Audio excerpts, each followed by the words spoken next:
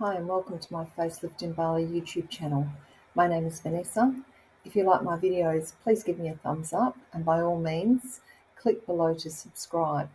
That will give you access to all of my videos and information about my recent lower face and neck lift undertaken in Kuta, Bali, and also some information about some other aesthetics, treatments and surgeries available in Bali.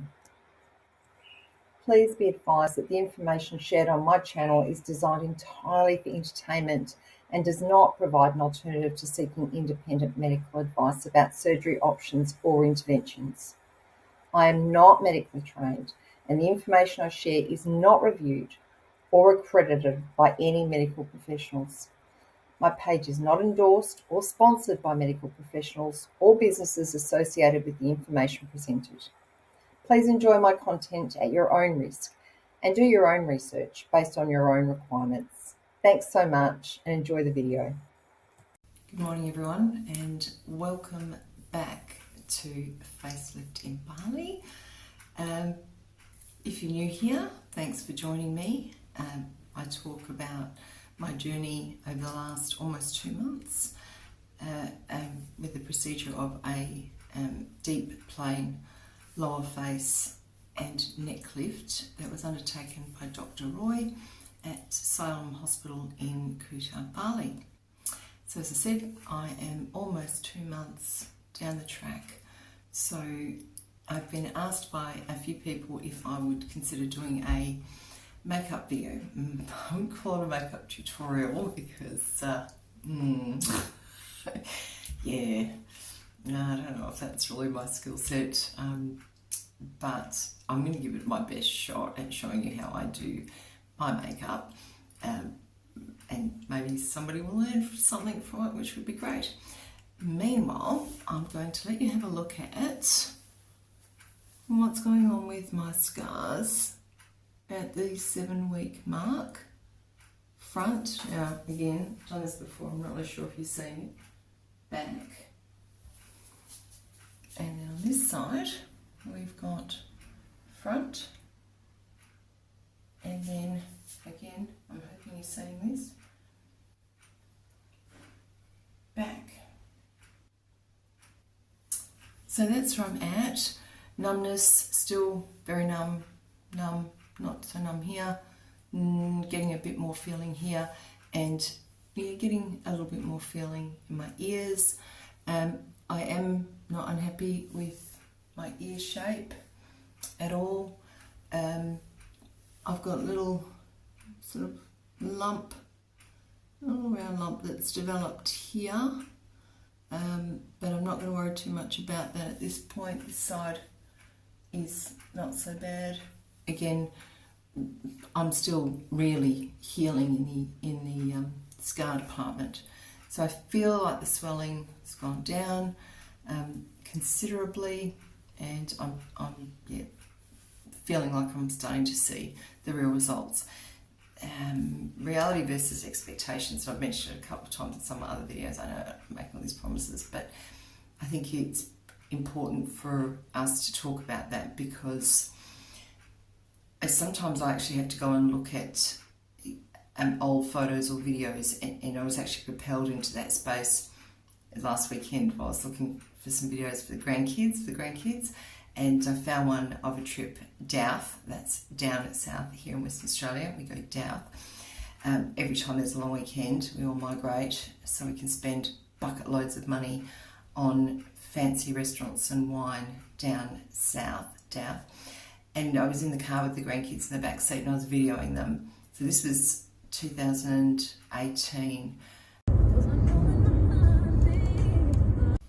So I have been this week applying this cream, which I have got from Radiance in Bali. I use it around this area, around here and down on my neck, especially where I have been spraying perfume for lots and lots and lots of years. And of course, I've got a little bit of discoloration. It might be a little bit difficult to see in this light, but here. So if I get really close, you might be able to see that I've got some peeling as a result of using that. Stay out of the sun if you are. If you've had eyebrows tattooed, avoid eyebrows.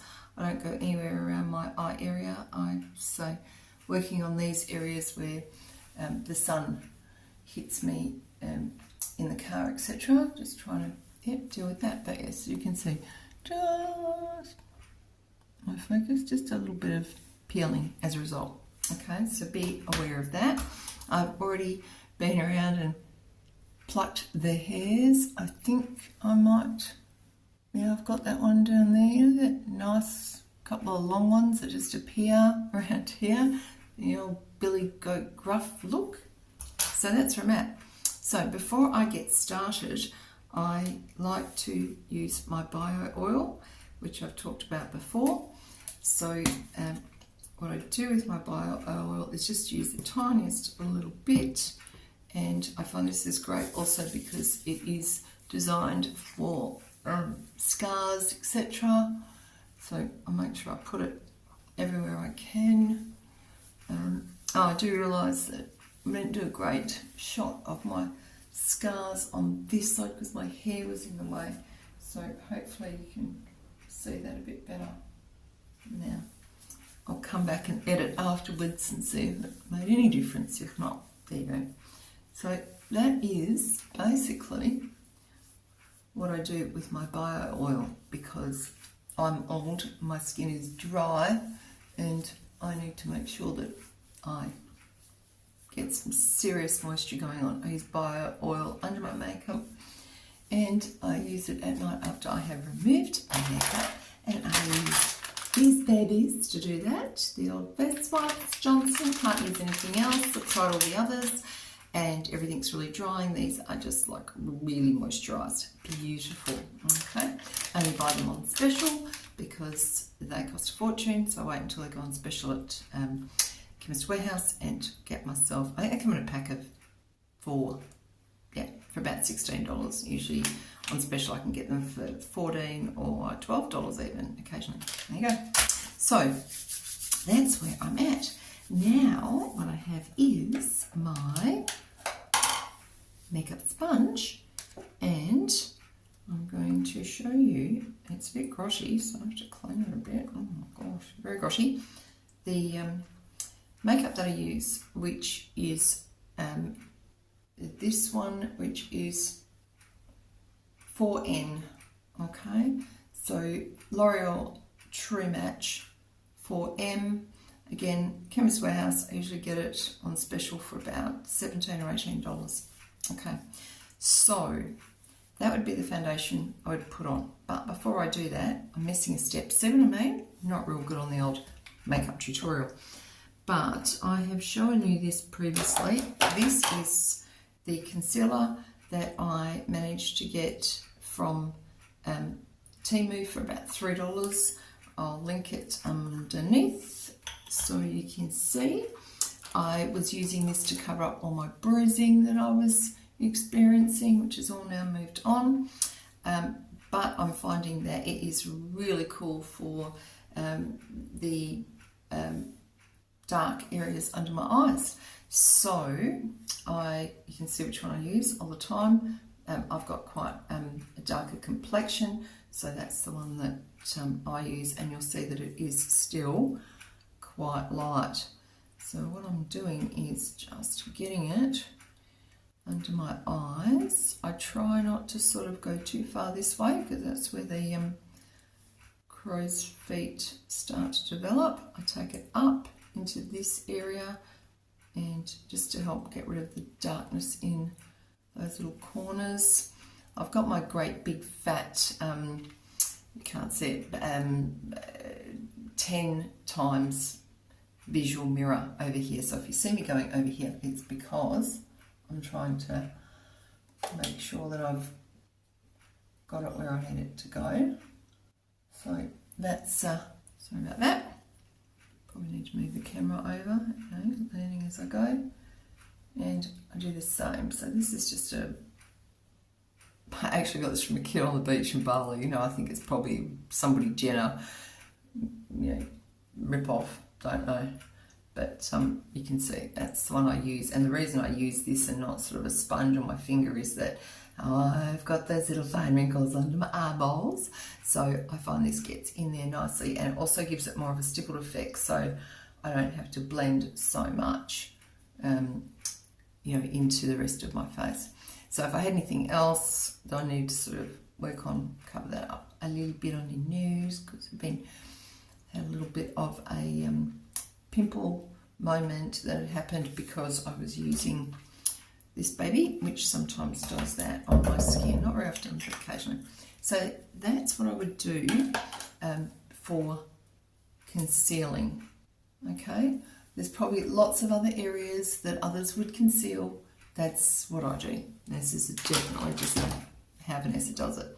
So I have my sponge and I have my foundation. So I dampen this just a little tiny bit, and that's all. And then of course I'm just starting with a bit of a double. That's not a real word. Add that one to the Vanessa vocabulary. And yeah, I again try not necessarily to sort of, she says as she does, but yeah, around anywhere where I've got, you know, those fine wrinkles and things, I try and sort of blend it in using the sponge. I find this way I don't use too much. I always put some on my lips. Whether that's right or wrong, I don't know.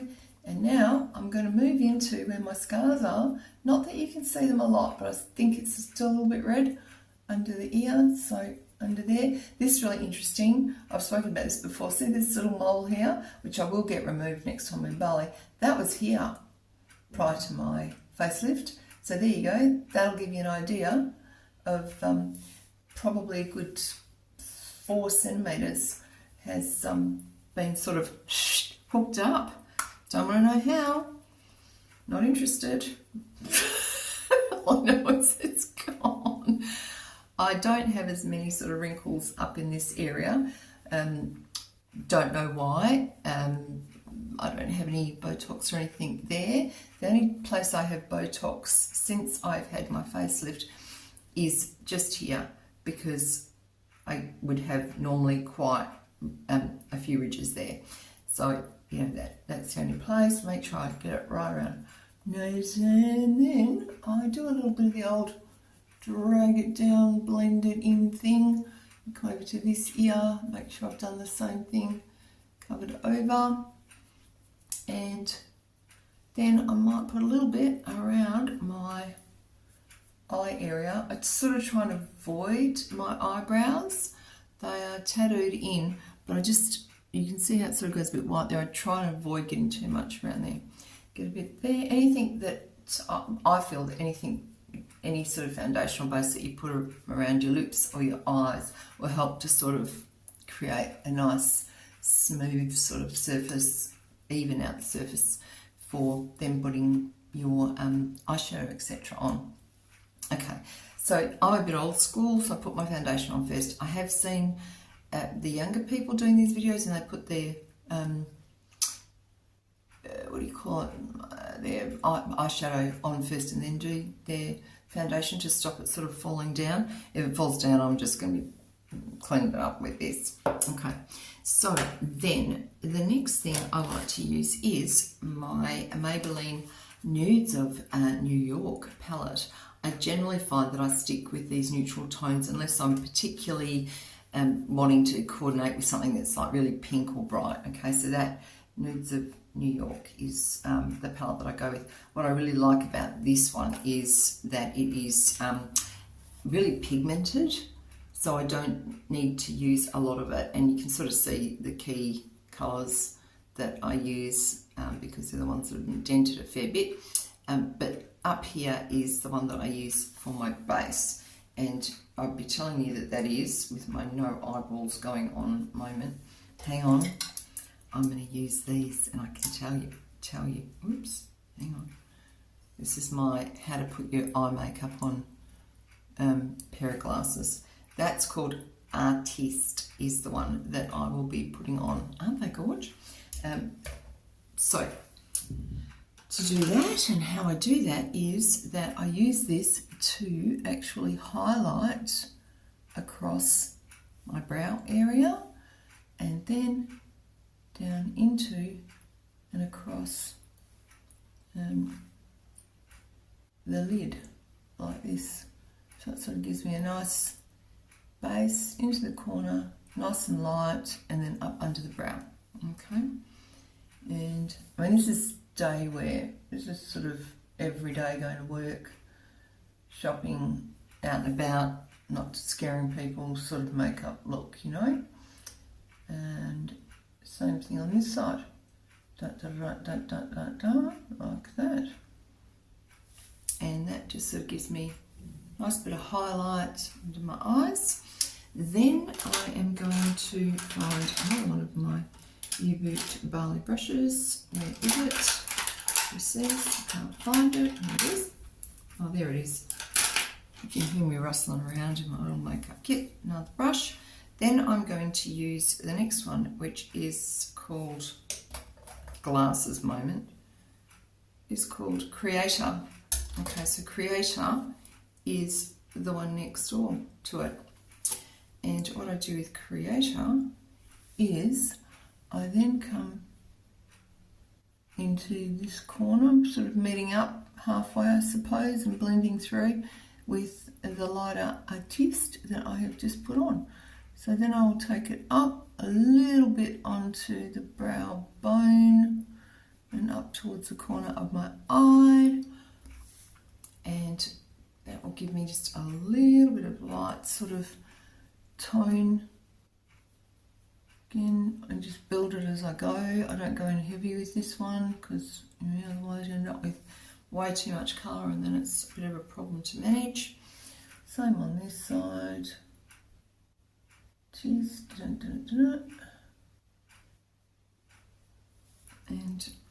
a bit more up into the brow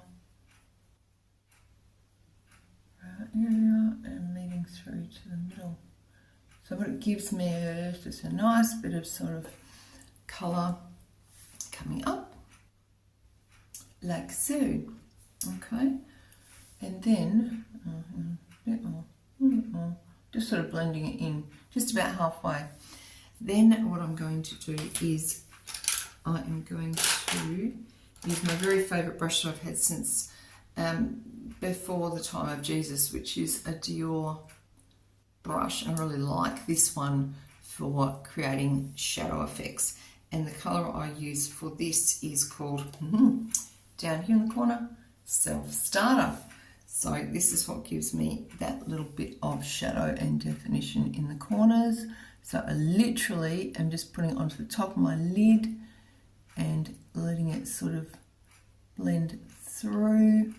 Lift it up just a little tiny bit into the corner, but not a lot. So I sort of want to create a bit more depth right in that corner area, not taking it too far in, but really just trying to get a lot of the emphasis being sort of right in the crease to give a really nice lift. And yeah, that's what I'm doing here. And then on this side, I'm going to do the same. You can see a bit of the pigmentation there. It's gone a bit mad with it, so just want to blend that through. Don't leave any stark lines. And I'm sort of lifting it up towards the corner of my brow as best I can, so that it's not sort of out this way. I'm working on it, the theory being this and this. So again, a bit more in the corners like so. And just blending it up a little bit past the brow bone in the corner. Making sure that my, sorry, hello, there you are. Oh, there's got to be a way of doing this. But you can see I'm just trying to make sure that both eyes are even. It's always a challenge to, what did my niece say when you're doing eyebrows? Remember, Auntie, they're not twins, they're sisters. bless these young'uns. When I say young'uns, she's almost 30, so she's not young. Well, these days that's young, isn't it? So that sort of gives me where my shadow sort of definition comes from. Okay, then what I do is I come back and I use this one called, jeez, I tell you, the eyes are the next thing to get fixed. Founder. Okay, so Founder is this one here, which has got a little bit of sort of glitzy glamour to it, a little bit of a metallic look, not too much, because I use mattes. Why do I use matte shadows? Because anything that has got a shimmer or a shine to it emphasizes every tiny little wrinkle that exists. I always compare it to nail polish. You know, if you put a pearl nail polish on and you just, anything goes wrong, any little imperfection, if you've had your acrylics done or whatever, and you put that on, that little tiny ridge will show up. It shows up. It's just because light reflection, right? It's just one of those things. So with this, I am just setting it on the top of my lid to sort of create a little bit of light just in the center. I don't take it up, down, or whatever, but it just gives me a little bit of sort of extra oomph in that area. And then we've got this one, which I do the same way, just to give me a little bit of glitzy glamour look and light reflection on there. Bingo. That's it. So now, I also like to do a little bit of, look, here's the other dual brush that I've had since I was a boy, and I literally cannot live without it, because look at it, it's just, hang on, I'll hold it up so you can see how really fine it is. Love it. Okay, so then I'm going to go back to Self Starter, which is the dark one here, and I'm going to now go under my eye, just taking it out in a little wing, again heading straight towards my brow edge, and I bring it under about 3/4 of the way and sort of blend it underneath. Okay, right, it's a little bit sticky there. Do the same across the top, because I like to line my eyes, but as I've got older, I've got all those little wrinkly bits that happen across the top of your eye, and I find that it's really tricky to get eyeliner to sit, you know, really straight and defined. So I prefer a bit more of a smokier sort of look. I mean, I'm not talking 1980s smoky with the blue eyeliner, because we all remember those days. But just enough to sort of, yeah, create just a smoky edge, okay? And then I'm going to do the same with this one. Oops, again, gone a bit too far, but that's okay. So it happens. And underneath, like so. And then on top, creating a little bit thicker at the corner, and then heading around about maybe to the middle. It sort of tapers out, not too far across the eye. All right, done. Just keeping that little wingy bit happening on the sides. So a little bit more into here, not too much, because you know, I find it spreads and moves and does all sorts of weird things during the day.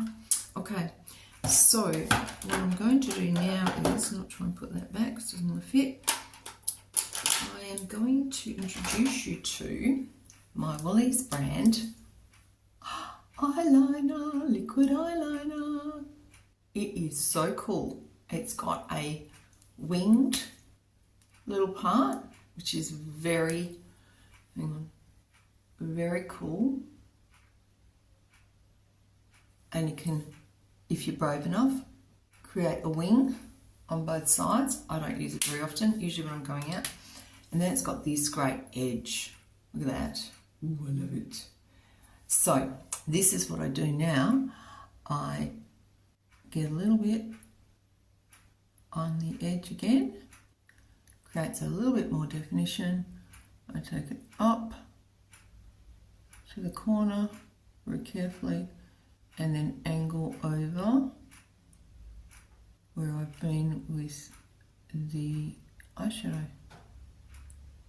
So it just gives a little bit more definition, okay? Same down on this side, up and in, and then doing the same this way, okay? Now, the other trick I sometimes do, and I'm going to try and do this without messing up my eyeshadow, is to try and pull up my eye. It's not working very well, is it?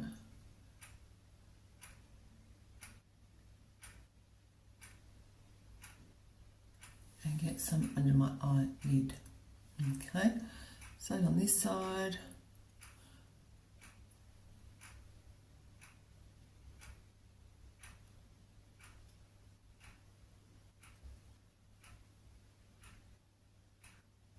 The reason I'm doing that is because I don't wear false eyelashes, although you may have seen my magnetic eyelashes experience, which is great, except you'll never guess where they've gone.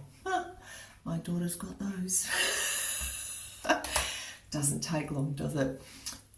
So I've got another one of my Woolworths brand McCoy Beauty specials. I've got their mascara, everyday mascara, and I've also got their waterproof mascara. Both are fabulous. So I'm going to use those in a moment, but I've also got 100 hours, I think I got this from Woolies, it's on special, 100 hours heated curler for your eyelashes. So I pop that on and I'll show you what it does. It's got these little sort of bits on the edge. You see those little bits there? So I've turned it on, so a little green light saying it's on, it's just a little battery, AAA I think, battery that goes into it. Warm it up for a little while because I'm going to use that shortly. So while that's warming up and before I put my mascara on, I would normally reach for, I'm a big fan of 1,000 hour, 1,000 hour products. So this is the one I use as my brow gel, okay? Again, I got it from Woolies when it was on special. It's great. I use 100 hour, where is it? Let me find it for you. I won't tell you about it, I'll find it for you. Reaching down, here I am again. I use the eyebrow dye. Even though I've had my eyebrows tattooed, I find that as my hair grows through every couple of weeks, I just need to touch up. So now I'm going to pop this on, and it sort of helps to get sort some of those ones, some of your natural lashes, brow hairs that sort of go off and do their own thing. Also, if you've got some makeup on, some foundation on, it helps to cover that as well and bring them back to sort of a nice shape. So you can sort of see a bit of the difference. And then this side, I do the same. Helps with the definition. It's just a really good product. I think I only get these products when they're half price, because why would you pay full price when you know that every couple of months everything goes out on special and everything's gone up so much. So Woolies is where I go. I think the Americans call these drugstore products. But yeah, I mean, don't get me wrong, back in the day, I actually worked for Clinique back in 83, 84. I only ever used Clinique, Estee Lauder, only the best, only ever used the best makeups back then, skincare products, etc. Yeah, well, those days are long gone, and I've learned quite a lot about the manufacture of products and did some of the process while I was there. and it, you know, taught me a lot about the fact that, you know, the basic ingredients can be the same. So I try and look for ethical products that have and you know, a statement regarding how they go about manufacturing their products and where they're manufactured, and minimal amount of chemicals, but that's pretty tricky to deal with. I think we have a fairly regulated industry here in Australia, but if you are buying products off the beach in Bali, then you really have to be aware of the lead content in a lot of those as well. Okay, so I've got my eyelash curler and I'm literally just, it's pretty warm, curling up my eyelashes initially.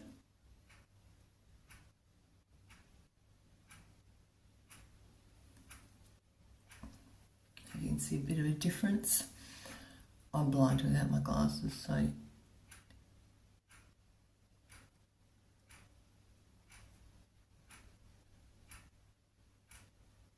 I'm lifting from the base. What I'm trying to do is literally just lift them up from the base and get them sort of hitting straight up. Okay, that is grotty because the other side is where I touch everything up with that's got mascara on it. So a bit grotty, could do with a clean. Right, now what I'm going to do now is go in with my waterproof mascara. When I take it out, I'm tipping it on its side a little bit and trying to make sure that there isn't too much product on there. Why am I doing that? I'm doing that because, why am I using waterproof on the, I'm about to put on my bottom lashes, because it's a much smaller brush, and if my eyes are going to be doing any watering, they'll water down rather than up. Okay, so I'm going to put that down the bottom. So I'm going to just very carefully fluff it along the bottom, really carefully. Fluff it right along the bottom of my lashes. I give it one shot.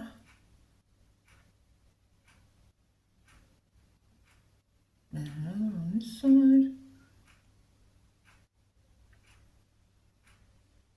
And of course, as per usual, I get some hair, can't help it, it's one of those things.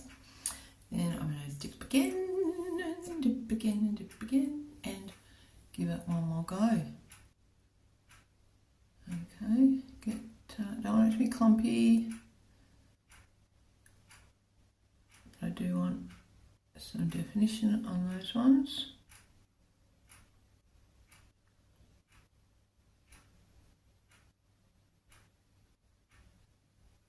Okay, done. That one is away.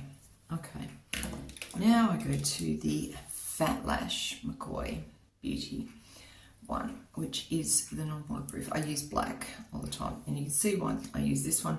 It's way bigger brush. Yep. Again, I don't want muck on it. The reason our mascara clumps up and goes yucky is the constant air that we're pumping in and out, in and out, in and out. Oh, it's so grotty. So that's a bit of a problem, and that's why things go manky and, you know, create lumps. So what I'm doing now is I'm going to wiggle it along the base of my eyelashes, attempting not to get it on my eyelid. You know, it's a fair bet that I will, especially if I'm in a screaming hurry. But yeah, so base first, taking them upwards that way, and then I'm going to come here and do this side. Why do I do my bottom lashes first? Because if you do your top lashes first, there's a good chance that you're going to really smudge them onto your eyeball, onto your eyelid. So always do your bottom lashes first. Do a trick of the trade. Learnt back at the cosmetic counter at Maya in the day. So I'm looking at lifting from the base, right? That's important.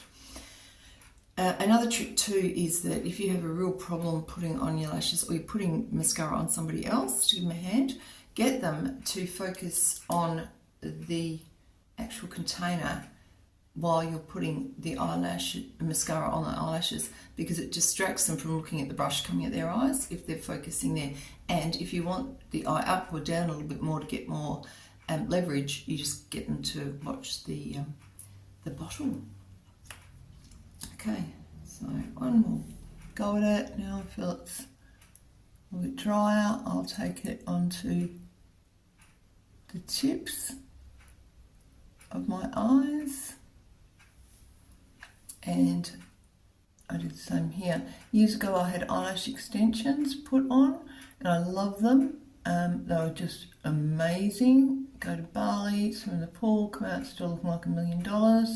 Between that and the eyeliner tattoo that I had done, oh look, I was really rocking it. Except then I got an eye infection, and don't know if it was from the lashes, I don't think it was, it was from something else, probably makeup. And after that, every time I had eyelash extensions done, we had a problem. And I lost eyelashes and I blew up like a balloon.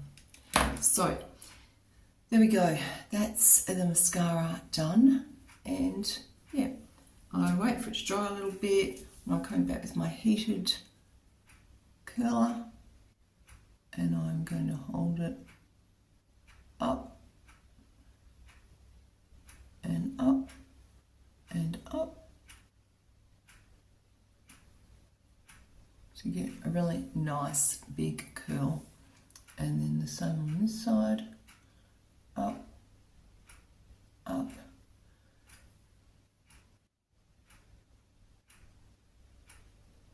and it just gives some really nice length, I think, to the lashes. Okay, turn you off. Now I'm going to look at my blush area. I tend to use something this colour. I don't use any contouring, anything fancy like that. Sorry if you're looking for contouring, you're not going to get it from me.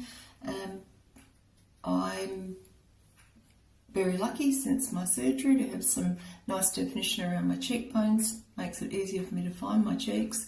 So I very gently pop a little bit into my cheek area. I won't go too hard.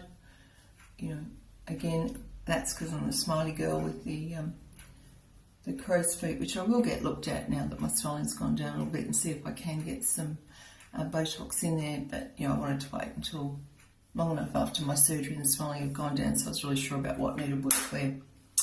Right, that's that. Now, moving on to the lips. My favourite lipsticks in the whole world are Rimmel 24-hour lipsticks. So I've got them in all sorts of different colours, and absolutely think they are, there's another one, the ants pants of the world. So they are 24 hours. Once they're on, because I don't have time at work for touching stuff up and whatever. Once this is done, people, that's as good as it's going to get all day, okay? I'm not someone who's rushing to the bathroom doing whatever.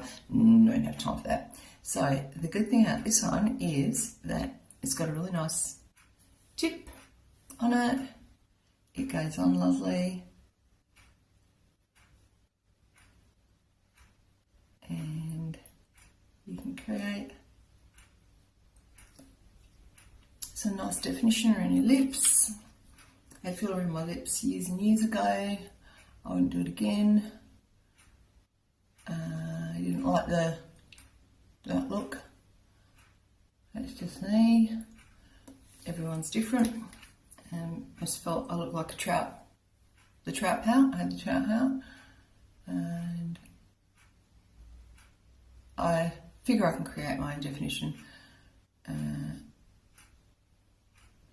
with my lipstick. I try and get the corners as nice as I can, and I don't have the really bad resting bitch face that I had previously. You know, it was like that once upon a time. It's never going to be like that again, even after the facelift, because it's just too severe and it requires real drawing of this tissue here back. And I didn't want that really sort of drawn look happening. So lipstick's on, wait for that to dry for a few minutes. That colour is Reaching for the Glasses again. That colour is Intense, it's called. Yeah, Provocalypse 16 Hours by Rimmel, and this colour is called Intense. It's intensely good for working with everything. It's sort of not too neutral, but not too out there, not too pink. Now I'm going to put on the top coat, and that seals it and keeps it looking not too dry. And I'm really not putting it on professionally, am I? And it just gives it a nice gloss. Try to make sure I haven't got eye teeth. Always a problem. See those teeth? Dr. Adam at Cuda Dental, honestly, the bottom's yet to be done. Tops, porcelain veneers, just dead set amazing. $43,000 to have top and bottom done in Australia. The top ones, $7,800, including 3 lots of bridge works that are done at the back. There you go, there's some. And bottom ones will be probably, I think she had 5 for the bottom to be done. Great. So here I am. My last piece to the puzzle is my Rimmel primer. Again, get on special at Woolies, and it's a lifesaver. I love it. Spray it on. Got to make sure your mascara is dry before you do this. Under the neck, and just let it dry. And what I find is that it sets everything, because I'm a face lady, you can tell, itchy touchy face lady, so it sets everything and gets everything to be, you know, sort of solid for at least the full work day, so 8 hours. And yeah, that's how it's done. Here's my makeup tutorial for the day, and just give the old mane a brush. I've covered up my ear scars, not that there's anything really to see, and there's a nice little knot. Give it a bit of a hoof like that, and then I'm going to give it a bit of a spray. Old hairspray girl. You know, you can take the girl out of the 80s, but you can't take the 80s out of the girl. That's what I say. So there you go. That is my makeup instruction video for all of you. I will try and make sure I list everything and where I got it from and its names, etc. under here. If you enjoyed this drama-filled and excitement-packed episode from my Facelift in Bali page, I really appreciate you giving me a likes up and subscribe, loading up lots of videos as I go and revisiting some of my older ones as well. And yeah, if you haven't already, make sure that you check out the Facebook in Bali Facebook page. It's not my page, it's the page I went to that started me on my journey, and it's run by Pamela and Nat, and certainly become a member to get all the lowdown on everything there is to know about all the different procedures that have been done in Bali, and all the different surgeons that do the same procedure I've had done, all those that are doing the blades, so the eye lifts, etc. Get on there and have a look, and I'll also link them below for you. So thank you very much for joining me. Thank you for coming to my page, and any suggestions, any comments, please let me know the sort of content you would like to have a look at in the future. Otherwise, have a great day and good luck with your makeup. Let me know any of your tips, tips and tricks for your own makeup for women over the age of 50 or over the age of 60 or over the age of 70, because we've all got different challenges. Hopefully you've learned something from me today, and yeah, I will see you again soon.